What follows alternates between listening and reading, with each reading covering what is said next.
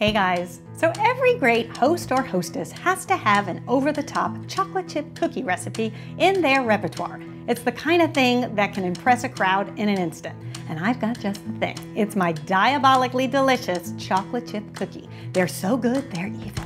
So we're first going to start with some softened butter. It's really critical to getting a great chocolate chip cookie to start with softened butter. That just means that all of your sugar and your eggs and flour are going to combine really well. If you don't start with softened butter, that means they never really combine well, and then the butter doesn't get well dispersed throughout the cookie, it doesn't bake up right, you don't get the flavor. Just better to start with the room temperature butter. Then you're gonna add your sugar. So I like to use a little bit of white sugar and then mostly brown sugar. And the reason I do that is because brown sugar has molasses in it, and that is gonna help those cookies stay nice and moist and chewy. So go ahead and whip that together for at least a good 5 to 6 minutes. You want that butter and sugar to really whip up nice and fluffy so that when you add the eggs, it will combine well. Then you're gonna add a tablespoon of vanilla. I do like to add a lot of vanilla to my cookies because it just gives it that wonderful depth of flavor and delicious taste. Then in a separate bowl, you're gonna whisk together some flour, salt, and baking soda. Give that a good whisk, and then you're slowly gonna combine that to your butter mixture.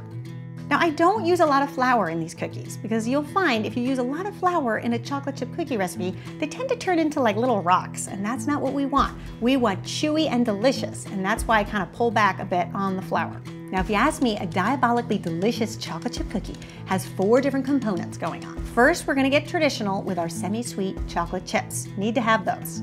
Then I love to have something chewy in the form of a milk chocolate covered raisin. Really, really good. Then you also have those 2 chocolates going on, which is nice.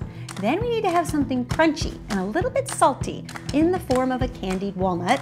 Then to really send it over the top and give you one more texture, I love to add some toffee bits. It's just gonna make those cookies all the more chewy and buttery and delicious. Now, if you're using a standing mixer like I have here, you could just whip that up just 2 or 3 pulses with your mixer.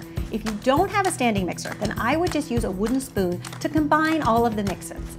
Now, because these cookies are so good and we've got so much going on in them, we want to make sure they're a good size as well. That way, everybody gets a little bit of all of the different flavors and textures. So go ahead and use an ice cream scoop. That will make really nice large size cookies. Then you're gonna pop those in the oven at 350 for exactly 13 minutes. I've tested this recipe several times, and 13 minutes is the magic number, assuming that your oven is calibrated properly and runs at exactly 350. If you don't know what I'm talking about, I have a great video for you. Just click the thumbnail and it'll tell you all about oven calibration. At the 13-minute mark, you're gonna pop them out, let them sit on the tray for another 5 minutes, because as they sit, that tray is hot and they will continue to cook. You just don't want to let them cook in the oven because then they'll get too golden brown, and you really just want those centers to set up, and this is the best way to do that. After about 5 minutes on that cookie sheet, you'll see they'll start to deflate a little bit and they will be perfect. So go ahead and transfer them to a cooling rack to continue to cool. But really, truth be told, these cookies are best when they are still warm. So if you need to dive right in, right then and there, you have my permission. So there you have it, my diabolically delicious chocolate chip cookies. So the next time you're invited to a potluck or a summertime barbecue and you're asked to bring something, you've got just the thing. I'll see you guys back here next week when I'm going to share with you how to make my raspberry cornbread muffins, the perfect thing for a springtime brunch. I'll see you then.